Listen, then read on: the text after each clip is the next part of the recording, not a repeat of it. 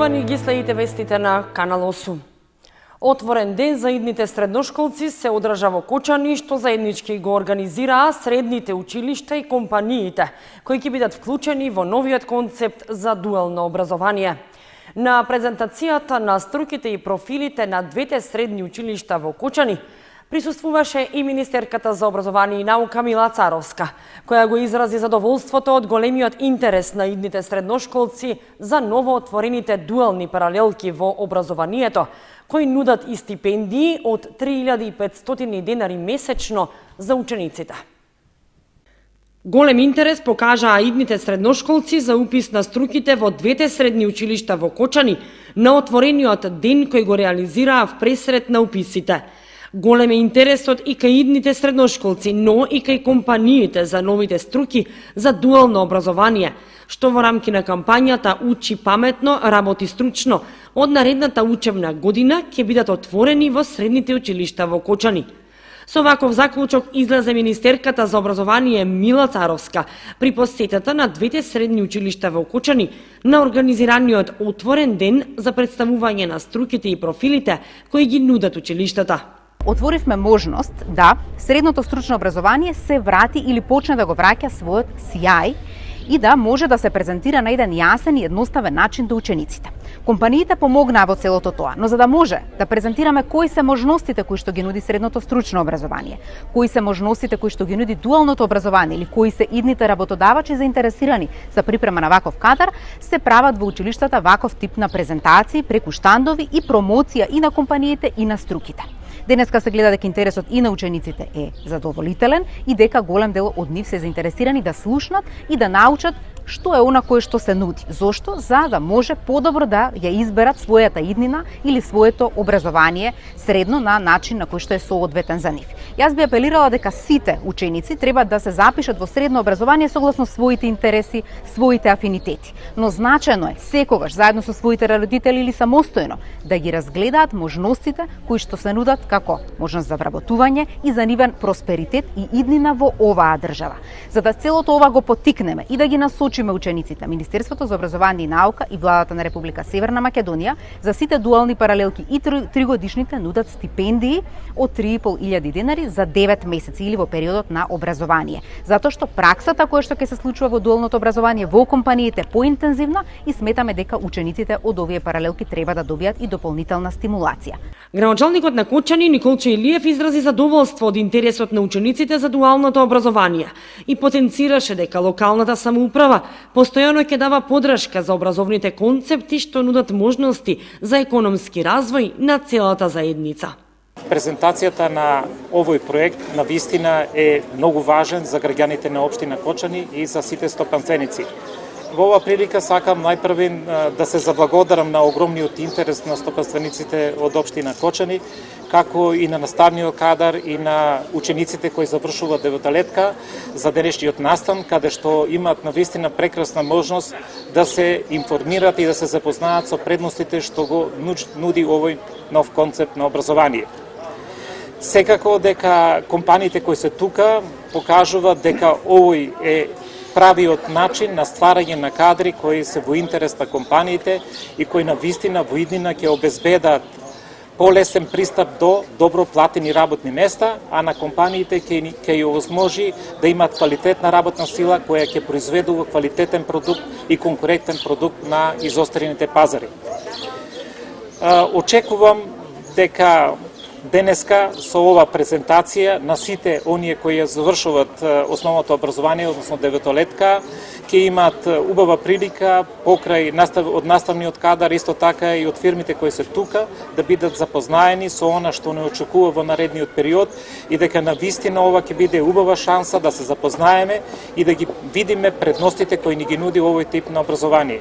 Директорите на средните училишта од Кочани пред присутните ги презентираа струките и профилите, како и оние во дуалното образование, во кои се дава и стипендија од 3500 денари месечно за секој ученик.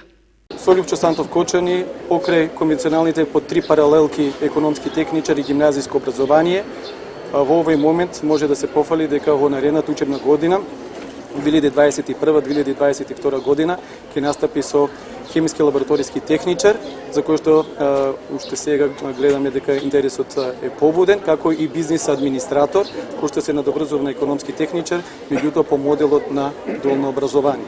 Средното општинско училиште Гошове Кентиев за наредната година ќе распиша конкурс за 10 паралелки.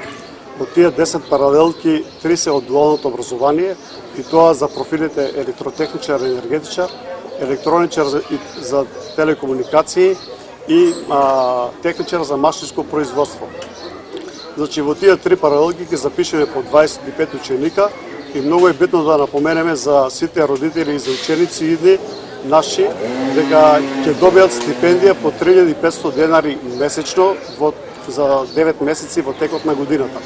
Значи сите запишани ученици добиваат стипендија обезбедена од Министерството за образование и наука, така да тоа е еден голем бенефит за нив доколку се запишат во овие паралелки. Инаку и другите паралелки ни се од самото стручно образование. Имаме соработка со сите компании во Кочани и околните општини, Виница, Чишиново, Облешево, Македонска Каменица и така натаму. Така да, ние како стручно училиште веќе долги години соработуваме со сите компании од реалниот сектор и ова за нас не е некоја нова работа.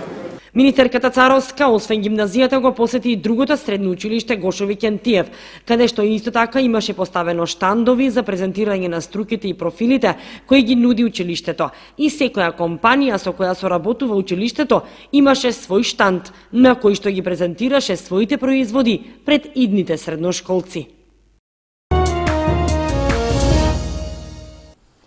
Општина Виница продолжува со реализација на проектот од комуналната инфраструктура. Во тек се градежните работи за приклучување на секундарната кон главната колекторска мрежа од канализацијата во Истибања. Локалната самоуправа на Виница почна со изведба на секундарното приклучување на главниот колектор, односно на главната канализацијска мрежа во селото Истибања. Вкупната должина на новата канализација е околу 1000 метри. Со тоа, околу 80% од населението во селото ќе биде поврзано на канализацијската мрежа, а конечно ќе се реши и проблемот со септичките јами.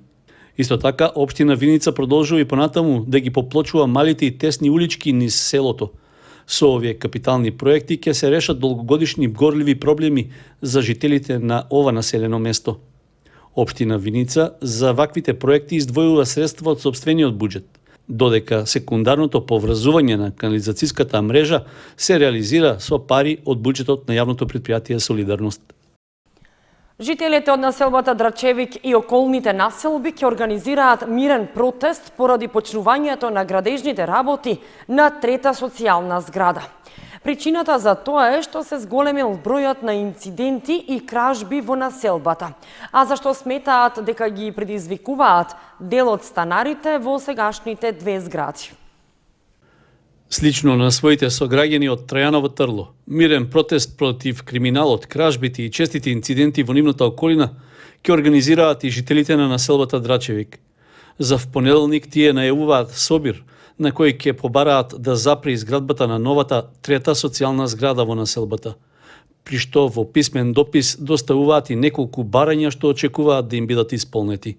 Жителите од населбата истакнуваат дека во изминатиот период често се нарушувал јавниот ред и мир, имало и физички пресметки и насилни инциденти, а за што како предизвикувачи ги посочуваат дел од станарите кои живеат во Ламела 2 од социјалната зграда. На писмениот допис за протестот се подпишани 160 жители на Драчевик, кои бараат враќање на редот во населбата, подобрување на водоснабдувањето, со оглед што во летниот период имаат недостаток на вода за пиење, како и да се изработи студија дали изградбата и вселувањето на новите станари во Ламелата 3 од социјалната зграда ќе влијае на водоснабдувањето во Драчевик. Исто така, граѓаните бараат да се спречи уништувањето на зелениот појас што се наоѓа над населбата, како и да се подобри чистотата и зеленилото во населбата, што во голема мерка се нарушени по вселувањето на дел од станарите во Ламела 2. Жителите на населбата бараат да се спречи дивењето со возила без регистерски ознаки, како и да се интервенира против зголемениот број кражби и други кривични дела, што драстично се зголемени во последниот период. Протестот на жителите од населбата Драчевик е закажан за понеделник со почеток од 17 часот, а ќе се одржи на детското игралиште во кругот на социјалните згради во населбата.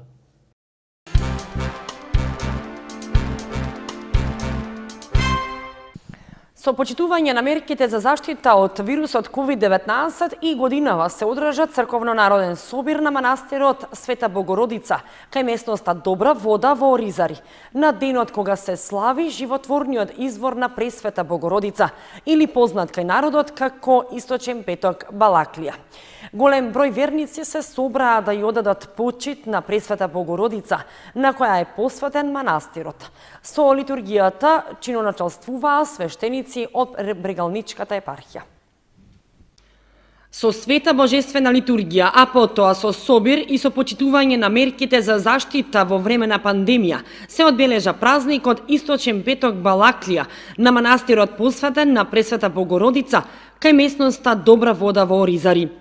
Првиот петок по Великден секоја година во овој манастир се собираат голем број верници и се организира црковен собир. Со музика и песни, манастирски ручек и богата трпеза се славеше и овој празник посветен на Мајката Божја.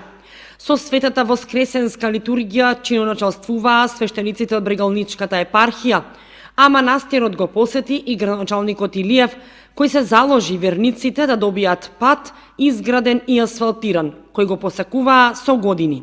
Домакинот на манастирот Стефан Смилков рече дека во моментов се работи на фреско живописување на манастирот и 50% е веќе завршено. Секоја година досега апелираше да се изгради патот, бидејќи истиот неасфалтиран беше голема пречка за собир на голем број верници. И во оваа прилика се заблагодари на градоначалникот Николчо Илиев што се заложи да го изгради и асфалтира. Во секоја година и оваа година имаме на манастирот Добра вода му е денот славата.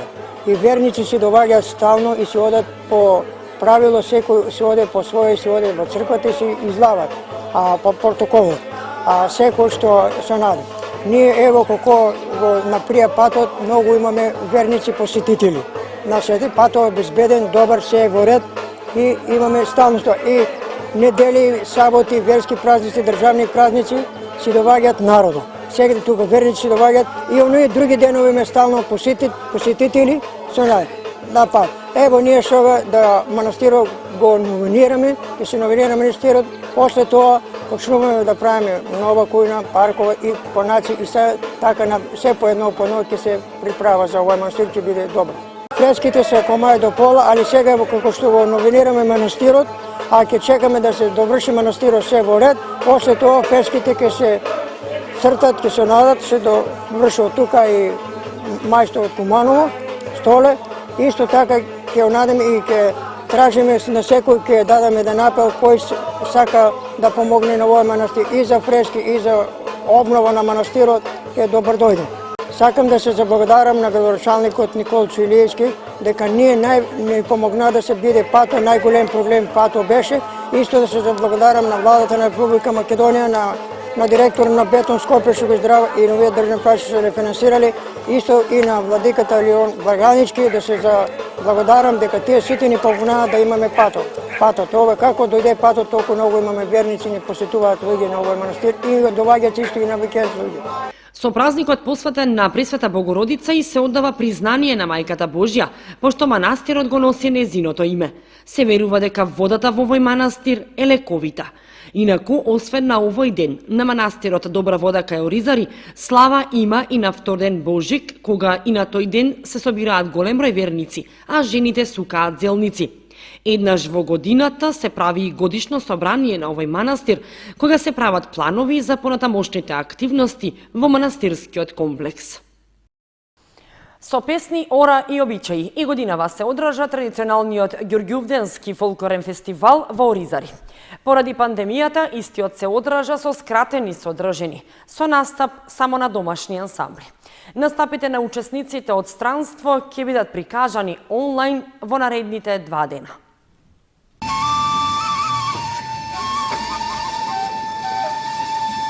Во организација на фолклорниот ансамбл Љупчо Сантов од 7 до 9 мај во Оризари се одржува 8-миот меѓународен фолклорен фестивал Ѓурѓовденски обичаи, песни и ора. Чувањето на материјалното и духовното наследство, како што се песните, ората, обичаите, е чување на традиционалните и културните вредности. Организирајќи ја оваа манифестација, сите заедно даваме придонес кон тоа и ја пренесуваме традицијата на идните генерации, рече на отворањето на манифестацијата градоначалникот Николчо Илиев. Ова година, на жалост, ова манифестација се одржува во услови на пандемија, каде што навистина треба многу да бидеме внимателни и да ги почитуваме сите мерки на заштита, бидејќи здравјето секако е најважно. Меѓутоа, од друга страна се чувствувам убаво и среќен што и во услови на пандемија сепак успеваме да ја одржиме оваа традиција и оваа манифестација, која што овозможува да ги негуваме културните обичаи кои што се од нашиот крај.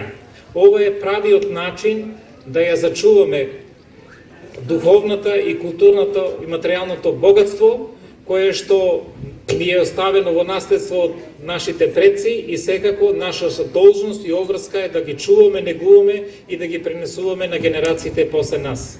Огромна благодарност до ансамблот Љупчо Сантов, кој што навистина ни овозможува да уживаме во овие убави традиции и очекуваме оваа традиција културно-уметничкото друштво да ја продолжи и во наредните години. И се надевам дека наредната година условите ќе бидат нормални и во нормални услови секако ќе имаме можност да ги поздравиме и да уживаме во убавините на поголем број фолклорни ансамбли кои и во изминатите години се представува овде во Оризари.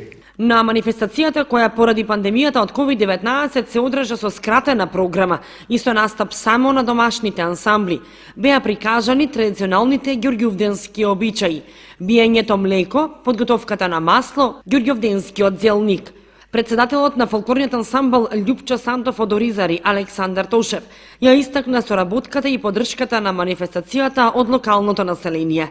Фестивалот продолжува со онлайн издание и во наредните 2 дена. 8 година поред фолклорниот ансамбл Љупчо Сантов од Оризари е домаќин на меѓународен фолклорен фестивал по повод верскиот празник Ѓурѓовден. Така и оваа година, прилагодени на коронавирусот COVID-19, одржуваме фолклорен концерт денес во Оризари, каде што ќе бидат учесници домаќин од фолклорниот ансамбл Љупчо Сантов, гостите од Фаа Кочани, Фаа Мугри и Фаа Китко и Стибање. Исто така на традиционален начин ќе биде прикажен и сукање на зелник и биење на млеко и правење матеница. Исто така во наредните денови ќе има традиционални игри во реката Масалница, исто така ќе биде одржан фолклорен концерт во Зрновци со играната група од Зрновци, а во недела на 9 мај ќе следи онлайн издание со нашите пријатели од странство кои што веќе ни имаат доставено видеоматеријал и кој што премиерно ќе биде прекажен на социјалните мрежи. Тоа се групите од Босна и Херцеговина, од Стјепан Поле, од Медвежа Трстеник, од нашето македонско друштво од Крајн, Свети Кил и Методи и нашите пријатели од Игало, Црна Гора. Фестивалот заврши со песна и заедничко дружење и дегустација на традиционалните јадења. Проектот е финансиран од Министерството за култура, општина Кочани и од приватниот сектор.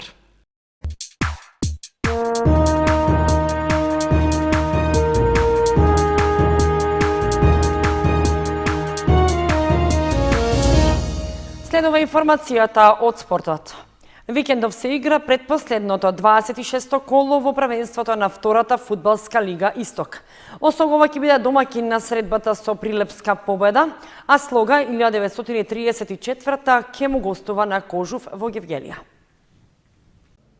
Со одигрувањето на последните 2 кола привршуваат надпреварите од овогодишното првенство во втората фудбалска лига Исток. Второлигашите од Кочани и Виница ќе го задржат статусот, иако во изминатите 25 кола имаа моменти на успеси и падови во играта.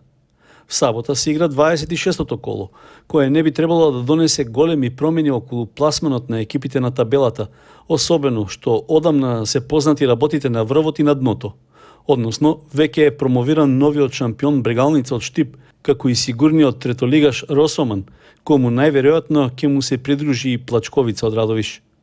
Осогово на домашен терен ќе дочека прилипска победа, чии фудбалери, слично како и жолто-сините, сезонава играа променливо и одвај успеваа да стигнат до бод, а само 5 пати победија. Во моментот тие имаат 23 бода, 6 помалку од нашиот тим и се наоѓаат на 8-та позиција. Сепак, ова воопшто не треба да биде причина за релаксирана игра на домашната екипа, со оглед што изненадувања секогаш се можни. По минатонеделниот убедлив пораз во Виница, Осогово сега има шанса да го подобри бодовното салдо и да се одржи на позицијата што ја има во моментот. Виничка Слога 1934 во предпоследното коло ќе патува во Гевгелија на средба со Кожув, екипа која во моментот е на 4-та позиција. Без оглед што резултатот и од овој надпревар нема битно да влијае на промената на редоследот, сепак по победата над Осогово, виничкиот тим треба да има мотив повеќе за добра игра и извлекување поволен резултат.